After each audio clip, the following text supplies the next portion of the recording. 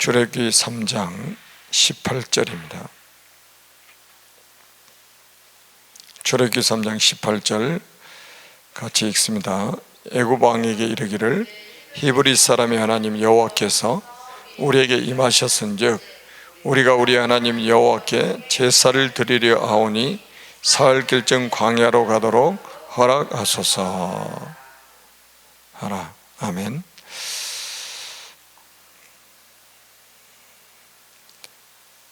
산업인이 보아야 할 말씀의 흐름입니다. 출애굽기 3장 18절은 이스라엘 백성들이 애굽의 노예가 됐을 때 주신 말씀이죠. 그러니까 왜 이 말씀을 주셨는지 우리는 잘 알고 있잖아요. 언약 놓쳐서 노예가 됐고 그 노예가 된 이스라엘 백성들을 출애굽시키기 위해서, 해방시키기 위해서 주신 말씀이죠. 자, 성경의 중직자 산업인은 자신이 키우고 세운 지도자를 따라갔습니다. 이런 중직자 산업인들이 나와야 되겠죠. 자신들이 키우고 세운 지도자를 따라갔다. 굉장히 중요한 말씀이잖아요. 하나님 말씀의 흐름을 보고 그 말씀을 따라간 것입니다. 이들처럼 말씀의 흐름 속에서 언약의 흐름과 언약 속에 있는 현실, 또 현실의 숨은 문제를 볼 때 하나님이 주신 절대의 흐름이 보입니다. 그렇다면 이들이 키우고 따른 지도자는 누구일까요? 세 사람이죠. 모세, 여호수아, 갈렙입니다. 자, 요깶에서 모세에게 모든 언약을 실어서 그를 나일강가에 띄워 보냈습니다. 언약 붙잡은 모세의 말에 따라 장로를 비롯한 지도자들이 홍해를 건넜습니다. 성막을 만드는 일에 이스라엘 모든 중직자들과 산업인들이 동역을 했습니다.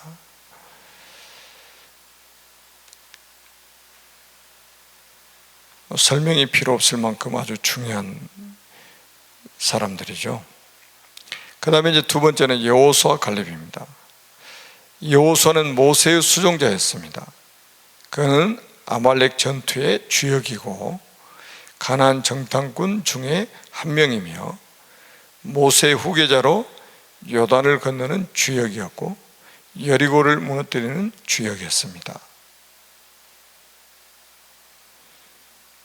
자, 갈렙은 여호수아의 동역자이지만 모세를 섬기듯 여호수아를 섬겼고 안악산지를 차지하는 주역이 되었습니다. 여호수아도 대단하지만 갈렙도 참 대단한 사람이죠. 믿음이 참 신실한 사람이잖아요. 자기 친구였는데, 자기의 동역자였는데 지도자가 되니까 모세를 섬기듯 여호수아를 섬기는 모습을 한번 보세요. 얼마나 겸손한가 보세요. 그리고 갈렙은 항상 평상시에는 자기의 모습이 잘 드러나지 않잖아요.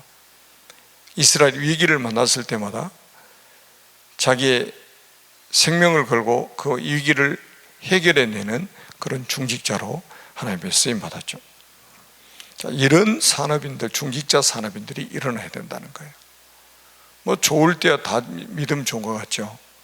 그러나 위기 때 나타난 사람이, 위기 때 나타나서 생명을 건 사람이 진짜 제자고, 또 이런 중직자들이 또 일어나야 결국 이제 교회도 살아나고 현장도 살아나게 되겠죠. 자, 중직자 산업인의 헌신은 작아 보이지만 하나님이 주시는 열매는 큽니다. 이들을 키운 중직자는 시대를 앞서는 인물이었습니다. 모세에게 언약을 전달한 요깶 같은 사람도 중직자잖아요.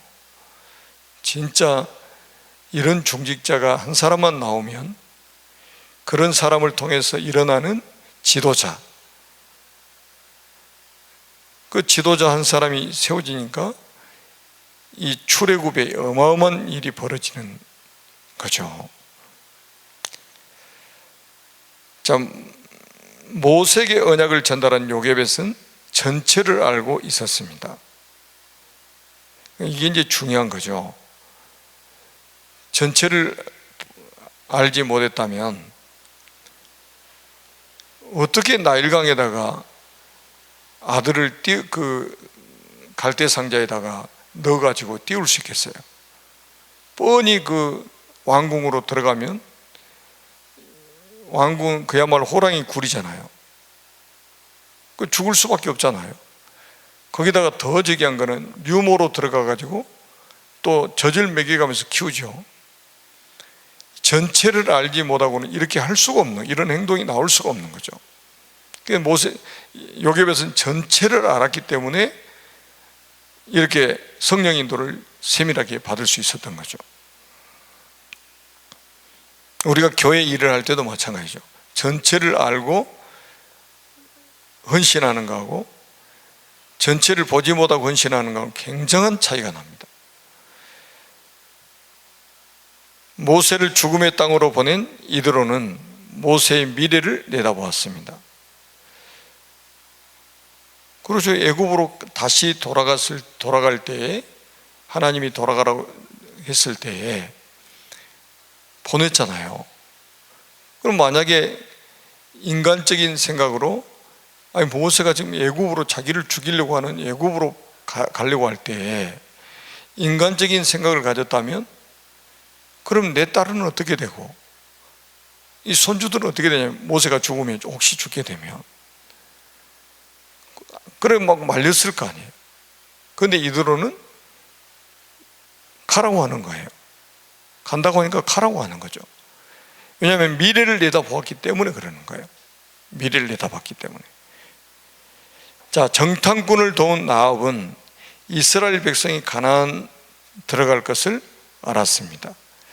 여호수아 1장에 보면 이제 그 2장에 이렇게 보면은 그 정탐꾼들을 만나가지고 나압이 이렇게 그 정탐꾼들하고 대화하는 내용을 들어보면 아주 상세하게 알고 있잖아요. 이스라엘 백성들이 출애굽한 과정들, 홍해바다 건넌 거, 그 다음에 광야에서 40년 동안 어떻게 살았는지 너무너무 상세하게 알고 있는 거예요. 그러니까 직접 누군가를 통해서 들은 게 우리처럼 이렇게 복음을 들은 게 아니고 소문을 듣게 된 거죠. 소문을. 기생이니까 소문에 굉장히 빠를 거 아니에요. 거기는 정치인들 많이 이제 왔다 갔다 하고 막 그렇기 때문에 군인들도 왔다 갔다 하고 소문을 들은 거예요. 소문을 들으면서 믿음이 생긴 거죠. 그러면서 여호와는 상천하지의 하나님이시다. 하늘과 땅의 하나님이시다. 그러면서 정탐꾼들에게 정보를 제공하잖아요. 하나님이 이 땅을 차지하게 하실 때 우리 생각해 달라고 이렇게 이제 나중에는 이야기를 하죠. 그래서 이제 맺은 게 바로 붉은 줄의 그 언약을 맺은 거잖아요. 그래서 여리고성이 멸망할 때 나압과 그 가족들, 그 형제들은 다 구원을 받게 되죠. 그리고 중요한 거는 이 나압이라는 사람이 나중에 그리스도의 계보에 올라가는 사람이 되죠. 그러니까 정탐꾼을 도운 나압은 이스라엘 백성이 가나안 땅에 들어갈 것을 알았다. 왜 가나안 땅에 들어가느냐? 가나안이라는 게 구약성의 이정표잖아요. 이정표. 왜 가나안 땅에 가야 되냐? 메시아 오실 땅이란 말이죠. 그리고 거기서 세계복음화가 시작될 땅이고, 그러니까 당연히 들어가야 되는 거죠. 필연적으로 들어가야 되는 거죠. 또 그걸 들어갈 수밖에 없는 거예요. 그러니까 하나님이 하셨던 일을 나압이 너무 잘 알고 있었다니까요. 그 강대국 애굽을 완전히 박살내버리고 미디안 그 광야에서 그 얼마나 원수들 대적들이 많았습니까? 그걸 하나님이 불기둥 구름기둥으로 인도해 가시는 걸, 또 성막을 가지고 인도하셨던 걸 다 알고 있는 거예요. 그러면 당연히 가나안 땅도 하나님 주셨다면 가나안 땅도 이스라엘이 차지할 것을 안 거죠. 그러니까 자기, 어떻게 보면 민족을 배반한 거잖아요. 인간적으로 보면 자기 민족을 배반한 거죠. 근데 그게 이제 배반이 아니죠. 우리가 언약적인 측면에서 봤을 때는 언약을 붙잡은 거지. 이런 중직자들이 일어나야 된다. 중직자 산업인은 렘넌트의 미래 언약입니다. 그래서 우리 중직자들은 렘넌트들의 발판이 되고 배경이 되고 후견인 역할을 해서 이런 중직자들이 모세 같은 또 여호수아 갈렙과 같은 이런 제자를 키워야 된다는 거예요. 지도자를 키워야 된다는 거예요. 그래야 나라가 살고 전 세계가 살아나는 거예요. 237개 나라가 그래야 살아나는 거예요.